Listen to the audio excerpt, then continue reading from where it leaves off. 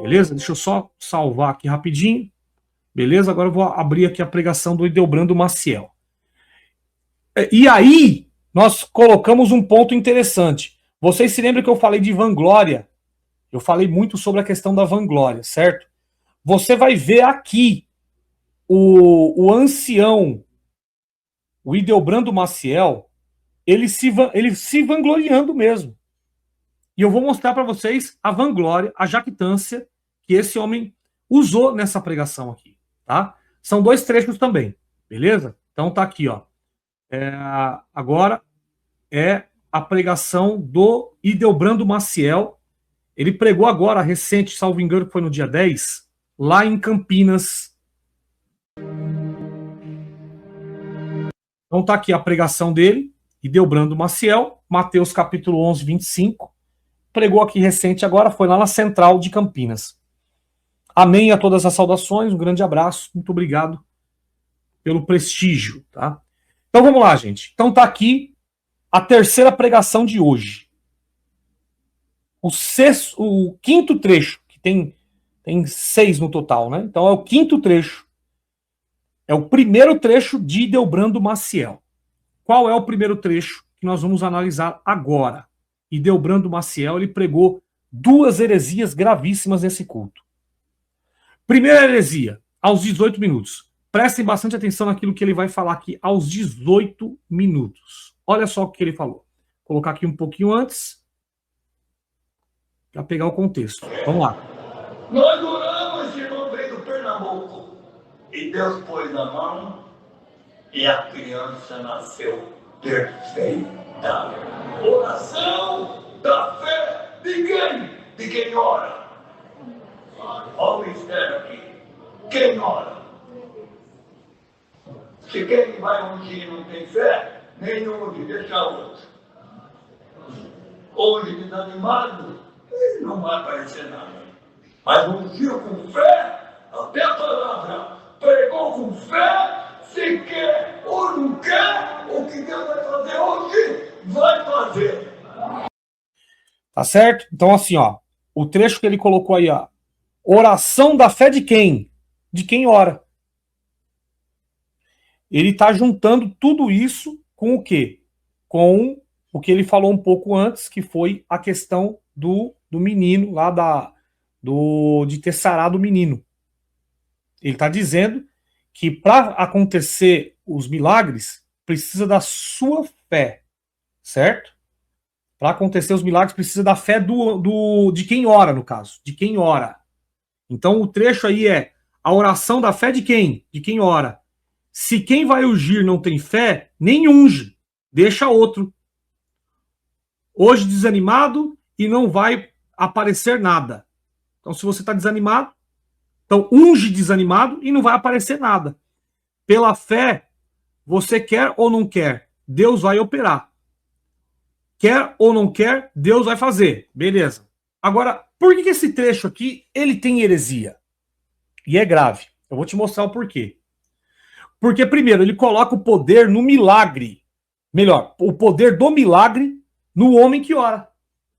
Não em Deus. Entendeu? Então ele coloca o poder do milagre no homem que ora. O trecho está muito claro. Oração da fé de quem? De quem ora. Se quem vai ungir não tem fé, nem unge, deixa outro. Unge desanimado e não vai aparecer nada. Então depende de quem? Depende da fé de quem ora. Só que aí o ponto é o seguinte: depende da fé de quem ora, não em Deus. Jesus nunca ensinou que o poder estava no nível de fé do ministro, ou seja, do líder.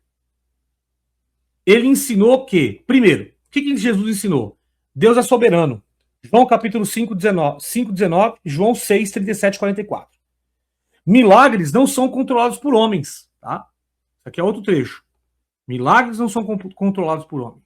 Então, eu vou orar, Deus vai fazer um milagre. Não é controlado por você, meu amigo. Isso aí é algo que vem de Deus, certo?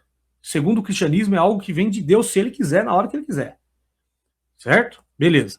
A fé verdadeira é no caráter de Deus, não na força do orador. A ideia de que se o ancião, o cooperador, não tiver fé, Deus não opera, é heresia funcional. Por que é heresia funcional? Pressupõe que Deus é limitado pela fé humana, o que nega a soberania divina. Então quer dizer que Deus só vai agir se você tiver fé. Então Deus depende da sua fé. Deus onipotente, com todo o poder na mão dele, ele está dependendo do homem ter fé ou não. Se ele não tiver fé, eu não opero. Então Deus sabe fazer o bem e não faz, logo ele comete pecado. Vocês estão entendendo isso? Deus sabe fazer o bem, não faz, comete pecado. Eu não vou fazer porque aquele homem ali não tem fé. Então Deus se relaciona com o homem através da aparência humana. Se você tiver fé, eu opero. Se eu não tiver, eu não opero. Então, Deus não é amor. Então tem que ter barganha. Você faz para mim, eu faço para você. Não é barganha. Então, pressupõe que Deus é limitado pela fé humana, o que nega a soberania de Deus. Desloca a glória de Deus para o operador do milagre, que é algo explicitamente condenado por Jesus. Por que é condenado por Jesus? Olha só, Jesus curou pessoas sem fé. É, Michel? É sério isso? Jesus curou pessoas sem fé? Sim. Poxa. É sério isso, Michel? Você consegue me provar isso? Eu consigo te provar.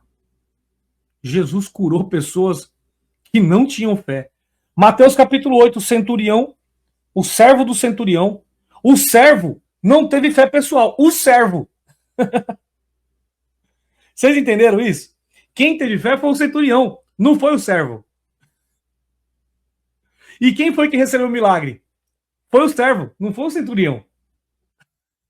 Vocês entenderam isso? Então, ó, filho da viúva de Naim. Filho da viúva de Naim. É sem fé alguma. Lucas capítulo 7. Ele não tinha fé. Endemoniado de Gadareno. Sem fé. Marcos capítulo 5. E aí, como é que fica? O paralítico descido pelo telhado. Jesus viu a fé dos amigos, não dele. Marcos capítulo 2, 5. Tá claro lá que a fé era dos amigos, não era dele. Então, e ele nunca disse que se o pregador não tiver fé, o ancião não tiver fé, Deus não opera.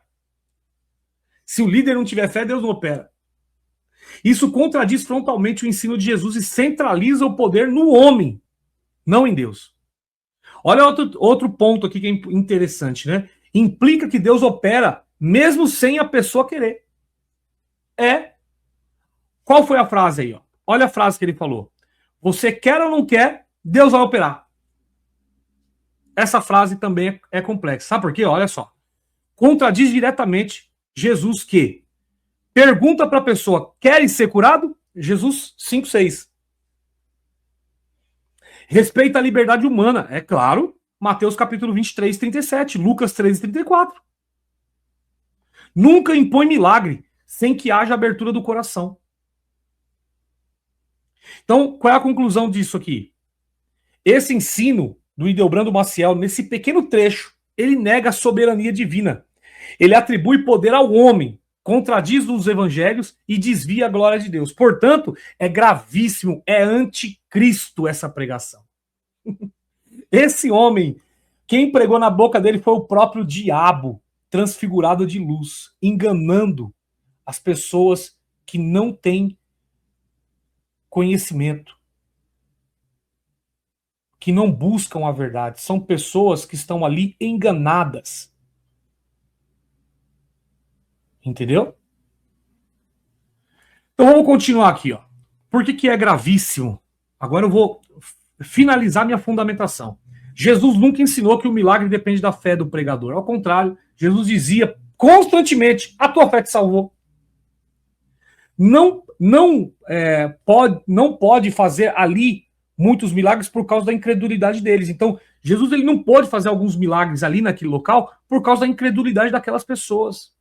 Mateus 13, 58.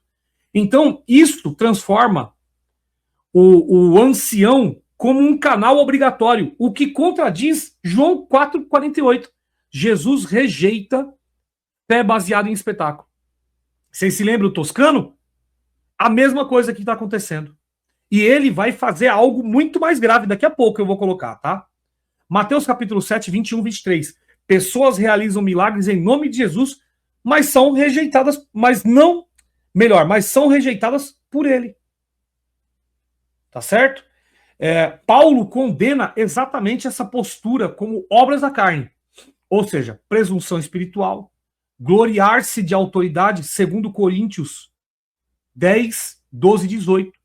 Aí existe uma glória humana por trás disso, né? Se vangloriar, então precisa da sua fé para operar o milagre. Então, eu quero fazer uma pergunta para os anciãos, que é o seguinte. Exatamente, o que quer isso eu te faça. Muito bom.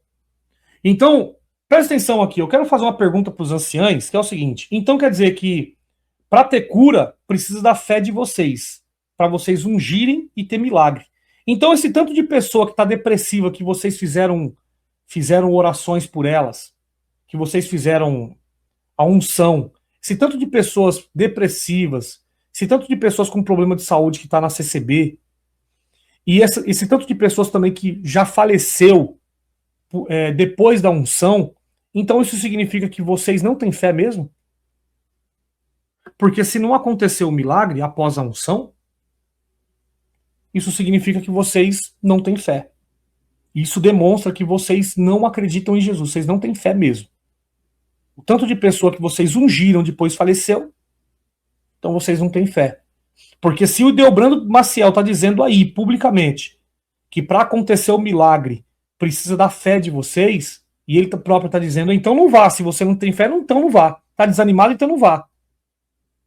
Logo, ele está deixando claro que todas essas pessoas que eles fizeram unção, que não curou, que continuam com problemas, descacetadas na vida, com problemas emocionais e assim por diante, e os outros que já faleceram, essas pessoas, elas não foram curadas pela falta de fé do ancião. Vocês entenderam? Então a culpa é do ancião, que não teve fé. Ele prega fé para as pessoas, mas ele não teve fé para poder curar essas pessoas. Porque o Ideobrando Maciel está dizendo que depende da fé da pessoa que vai fazer a unção. Certo? Então vamos lá. Isso é grave, tá, gente? Você pregar fé para as pessoas, você ensinar fé para as pessoas e você próprio, na hora da H ali, da unção, você próprio líder. E ainda você usar o púlpito para falar de fé para as pessoas. Você não tem fé porque não acontece o milagre. Você, ancião, não tem fé porque não acontece o milagre. Mas por intermédio desses ensinos de fé mentirosa que vocês ensinam na congregação, vocês tiram dinheiro de muita gente. Vocês ganham muita coleta em cima disso aí.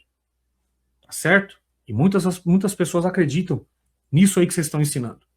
Então, Paulo ele condena exatamente essa postura como obra da carne, presunção espiritual, gloriar-se de autoridade, que é 2 Coríntios 10, 12 e 18, e vaidade espiritual e exaltação pessoal em Gálatas 5, 20. Então, o discurso de Deobrando aí, ó, o milagre depende de mim, é idêntico aos falsos profetas denunciados por Jesus, Mateus capítulo 7, 15. Entendeu? Então, isso aí é falso profeta, gente. Isso aí é característica de falso profeta, tá? Isso aí é teologia de manipulação, mais exaltação humana, mais negação direta da doutrina de Jesus sobre fé. É heresia funcional e gravíssima. Tá certo? Agora vamos para o segundo trecho, para a gente macetar de vez.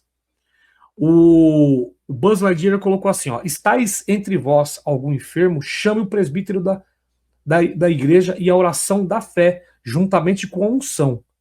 Salvará o doente, e se houver pecados, lhe serão perdoados. Essa oração da fé aí é a oração da fé de Deus. A oração da fé de Deus. Entendeu? Porque pela sua fé você vacila. Não que você não consiga, mas você vacila. Entendeu? Então, é a fé de Deus ali. Ou seja, o querer de Deus. É a manifestação de Deus. Vamos lá. Agora nós vamos aos 33 minutos. 33 minutos do trecho. 33 minutos. Vamos lá. Aqui. Vamos lá. Esse daqui eu achei mais grave, tá? Esse daqui eu achei mais grave. Presta atenção na heresia que esse homem aqui vai pregar. Olha só. Cansado de oprimido, porque a opressão está na terra. Mas está chegando aqui os salvos. Congrega mesmo, irmandade. Congrega. Quantos que podia estar aqui, estão em casa sofrendo, devia estar aqui. Aqui é um hospital espiritual. E os irmãos do ministério são médicos espirituais. Escutou? Não é médico de faculdade, não. Não é médico, é médico espiritual. Pronto. Então aqui ele está colocando o ancião, o ministério, como um grau elevado. Sem estudo nenhum, eles não têm estudo nenhum, não têm conhecimento nenhum da Bíblia, nada. É tudo da cabeça deles, e aí eles se colocam como médicos espirituais, ou seja, pessoas que têm uma patente maior do que aquelas pessoas que estão abaixo.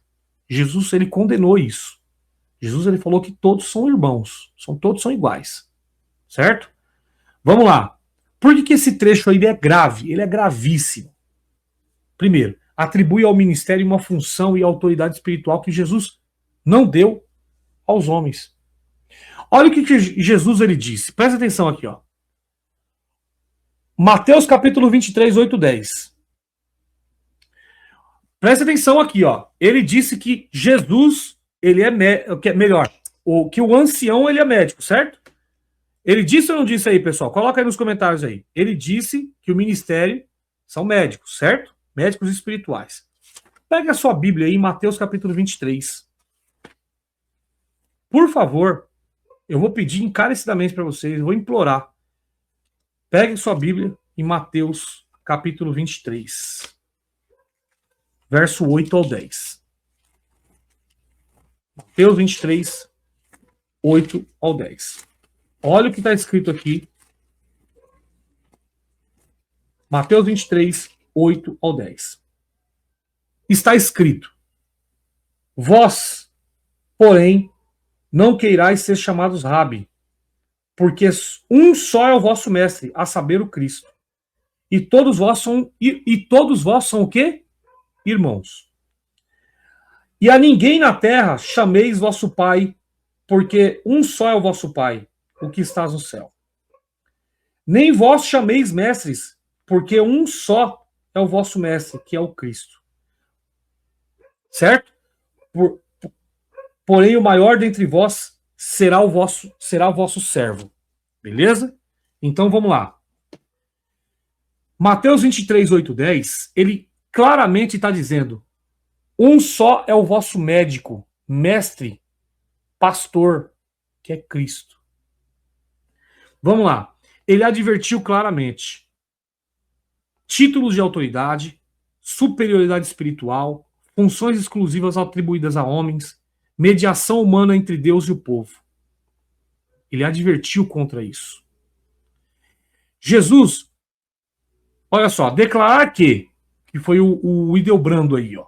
Declarar que os irmãos do ministério são médicos espirituais é uma forma de mediação substitutiva, algo condenado por Jesus e Paulo. Ou seja, só há um mediador entre Deus e os homens, a saber, o Cristo. Ele está dizendo ao contrário, o ancião Ideobrando Maciel.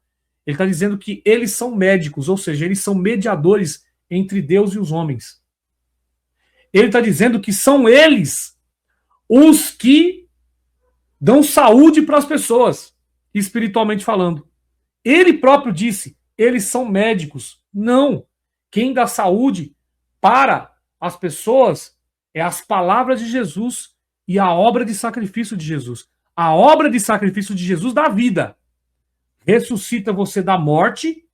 Você estava em pecado, agora você está em vida, em novidade de vida.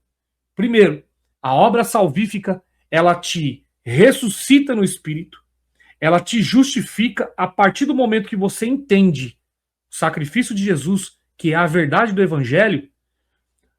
A sua mente, ela é ela é ressuscitada, o seu espírito. Você é justificado. Você é batizado na obra de sacrifício de Jesus, certo? Você se vê reconciliado com Deus, sem dívida nenhuma. Pronto. A minha graça te basta. Foi a obra de Cristo. Agora, o fruto do Espírito, né? O fruto do Espírito, que é um processo automático, você começa a ler as palavras de Jesus e você começa a entender o fruto do Espírito. Amar, sede misericordiosos, sede pacificadores. Não julgueis para não ser julgados. Perdoe os teus inimigos, ame os teus inimigos, reconciliar depressa. Então esse é o fruto do Espírito. Esse é o fruto do Espírito.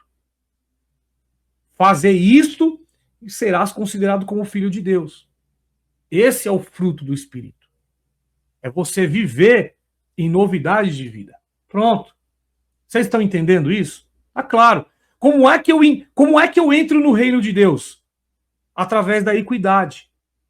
Quando você não julga outras pessoas, quer dizer, você pode julgar o comportamento das pessoas nessa vida terrena, biológica. Eu posso julgar a minha esposa, ela pode me julgar por erro, por transgressão, mas eu não posso julgar diante de Deus.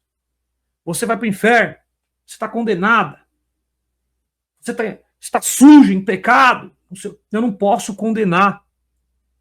Por quê? Porque do mesmo jeito que eu condeno, eu também vou ser condenado pela mesma lei. Então eu não posso condenar. Para eu viver o reino de Deus, eu tenho que viver em estado de equidade, ou seja, todos são iguais. Se ele peca, eu também peco. Se ele transgride, eu também transgrido. Eu sou igual a ele. Todos nós somos iguais diante de Deus. Deus não faz acepção de pessoas. Entendeu? Então a equidade é ver todo mundo igual. A iniquidade é ver diferença, quando seus olhos passam a estar debaixo da lei. Quando a sua consciência, os seus olhos passam a estar debaixo da lei, um véu é colocado. Você não consegue enxergar a graça, você só consegue enxergar a lei. Você olha para o Velho Testamento, o eu humano. Entendeu? Agora, quando você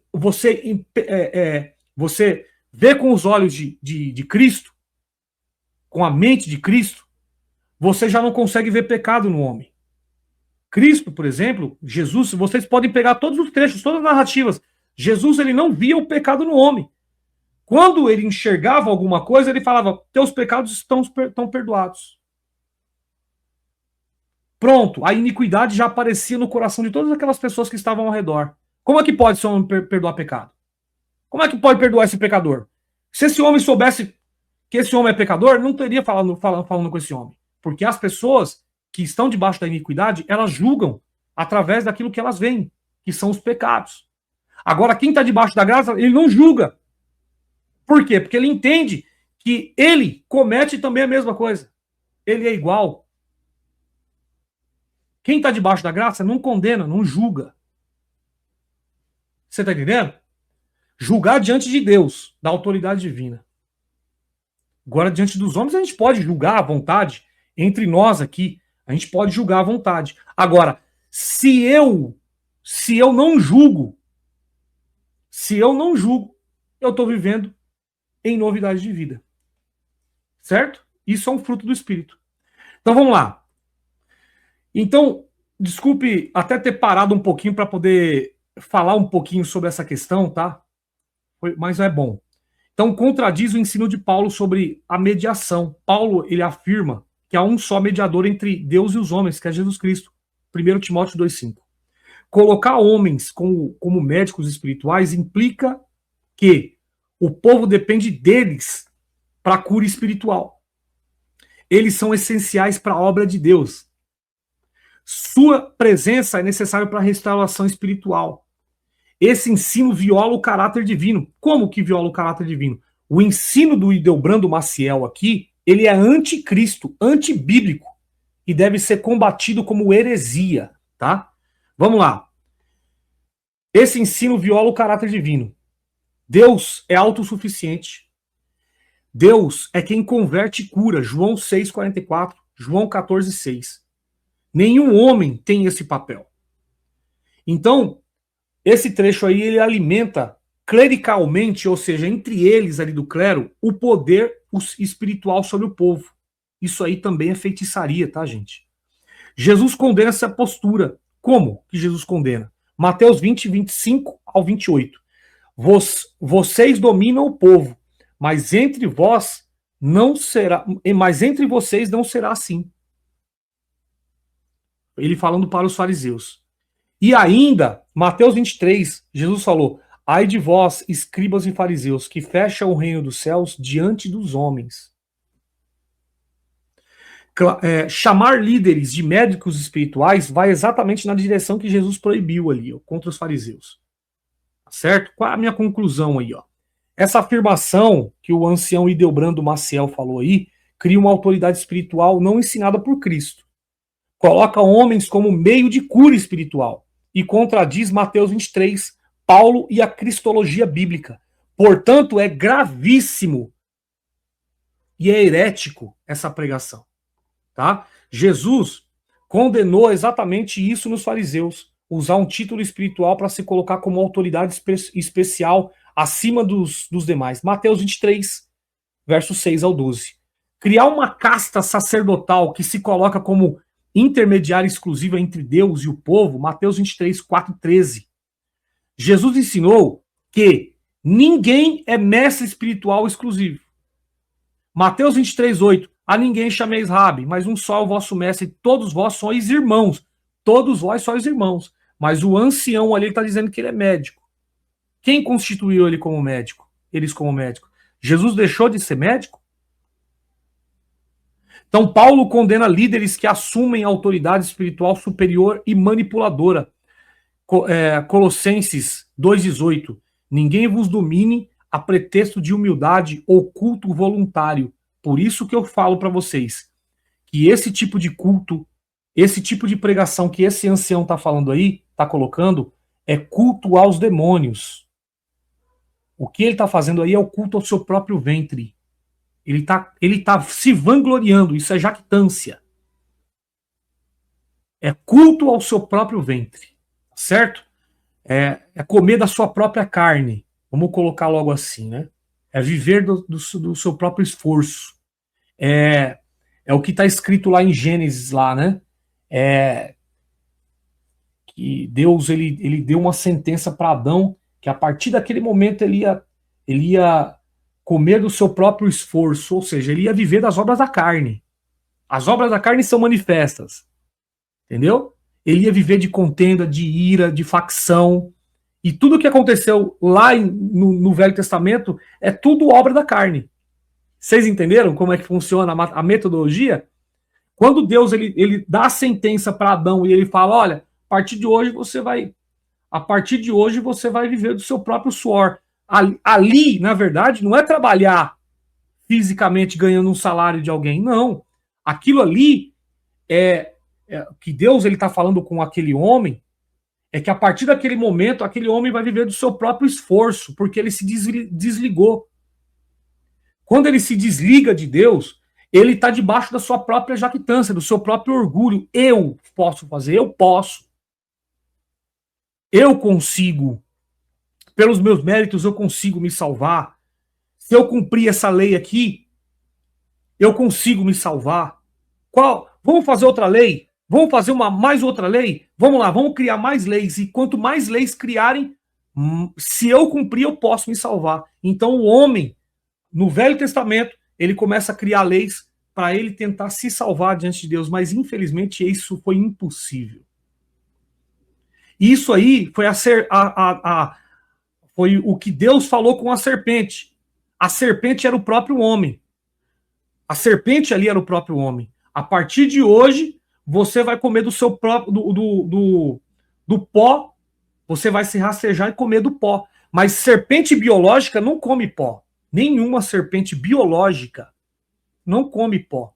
Aquilo ali foi uma figura de linguagem para dizer para o homem que a partir daquele momento ele ia ser um ser rastejante. Ou seja, ia ser um ser que ia buscar exatamente essa salvação por si só.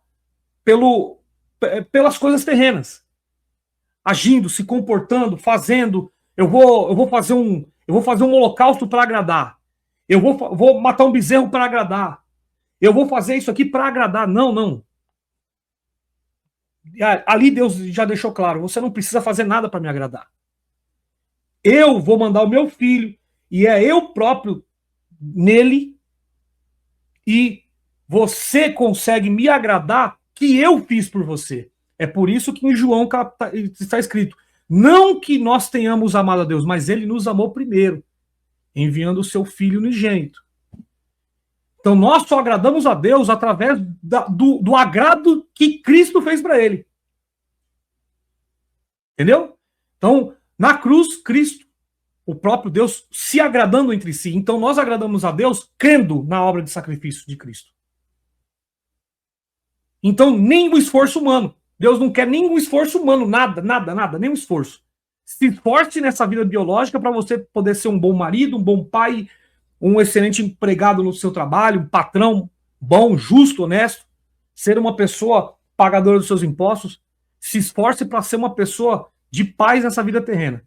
Agora, para agradar a Deus, é só a obra de sacrifício de Cristo. Só. Passou a régua. Ele não precisa mais de você comer pó. Ele não precisa mais de você trabalhar, se esforçar para você poder agradar. Ele não precisa de holocausto. Ele não precisa mais da sua ceia para você... eu vou comer ceia para agradar a Deus. Ele não precisa mais do seu batismo para poder agradar a Deus. Eu não precisa mais do seu véu para poder agradar a Deus. Ele não precisa mais nada disso. Nada. É só crer na obra de sacrifício. Pronto. Pronto, tá reconciliado. Religare. Entendeu? Então vamos lá.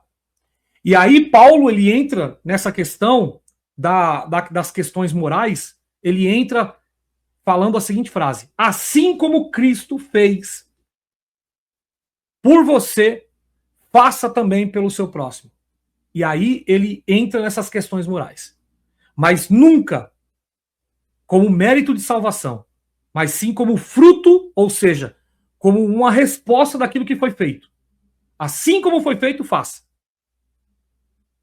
Ok? Então vamos lá. Paulo condena líderes que assumem a autoridade, eu já coloquei aqui, inclusive em Gálatas capítulo 8, se alguém vos prega outro evangelho, seja anátema. Então criar categoria de médicos espirituais do povo e clericalismo um tipo de heresia histórica. É anticristão com base em 1 Pedro 2,9. Tá? Resultado. Esse ensino aqui do Hildebrando Maciel contraria a humildade de Cristo. É idêntico aos fariseus que Jesus condenou. Tá certo? Então tá aí, gente. Então foi essa análise de hoje. Eu espero que eu tenha contribuído para a evolução da consciência ou a expansão da consciência de alguém, tá? Eu espero que as pessoas elas possam deixar de se condenar. Esse é o meu trabalho. As pessoas elas precisam parar de se retalhar, de se condenar. As pessoas elas precisam se perdoar cada vez mais, porque você não consegue perdoar o seu próximo se você não se perdoar. Então parar de colocar esse peso, esse fardo pesado que os líderes, os anciãos colocam sobre as nossas costas, que é um jugo pesado. É um jugo, é um fardo pesado. Entendeu? Então, aquilo que eu ensino aqui mostra claramente que esses anciãos, eles estão perdidos. Esses homens, eles estão perdidos. Eles estão debaixo das obras da carne, eles só conseguem enxergar somente essas coisas terrenas, eles só conseguem enxergar o pó, eles conseguem somente se alimentar do pó, do seu próprio esforço, eles são gananciosos, eles são vaidosos. Entendeu? Eles criam disputas, eles criam guerras entre um e outro, eles usam o púlpito para atacar, eles não têm amor, não têm paz, eles não ensinam paz e eles próprios não têm paz dentro deles. Eles são irreconciliáveis. Tem milhares de pessoas na congregação que estão sem liberdade. Eles não devolvem a liberdade. Eles tomam santa ceia, pregando amor e misericórdia, mas eles não reconciliam as pessoas. Eles não perdoam essas pessoas. Eles dizem publicamente, Deus pode até perdoar, mas nós aqui nós não perdoamos. Eles dizem que a congregação é um lugar de santos, mas está escrito que Jesus, o foco dele era meio dos pecadores. O certo é a congregação só ter pecadores. O certo é a Ação Cristã no Brasil não ter santos. Os santos, eles têm que estar do lado de fora. Quem tem que estar do lado de dentro da congregação deveria ser os pecadores. São essas pessoas que deveriam ter cadeira cativa. São essas pessoas que deveriam estar escutando a palavra de reconciliação, de amor, de misericórdia. O povo, esse povo santo da congregação, deveria ouvir a palavra: sede, pois, misericordiosos, reconciliar depressa. Eles deveriam ser ensinados a isso. Eles, os anciães, eles deveriam ser colocados como os fariseus, apontadas as suas falhas. Vocês são cães gulosos, vocês são falsos mestres, vocês são sepulcros caiados, raça de víboras, vocês são tudo isso. Entendeu? Por quê? Porque vocês imputam lei nas pessoas que vocês próprios vocês não conseguem. O ancião mesmo dizendo aí. Então quer dizer que depende da sua fé para poder curar as pessoas. Então milhares de pessoas morreram, então é culpa de vocês porque vocês não tiveram fé? Tá certo? Vocês cobram fé das pessoas, vocês vão nas casas das pessoas para cobrar fé das pessoas, mas vocês mesmos não têm fé. Vocês entenderam, anciãos? Então é por isso que vocês merecem mesmo um vídeo expondo todas essas heresias de vocês. Por quê? Porque está escrito: é lícito que haja heresias no meio de vós para que os sinceros se manifestem. Então, se não tem sincero aí dentro para poder apontar para vocês, na cara de vocês, e dizer que vocês são hipócritas, mentirosos, gananciosos, vocês prostituem o evangelho, vocês adulteram o evangelho, vocês estão debaixo de fornicação, de adultério, vocês enganam as pessoas, vocês são falsos profetas, vocês são mentirosos. Se não tem ninguém aí dentro para poder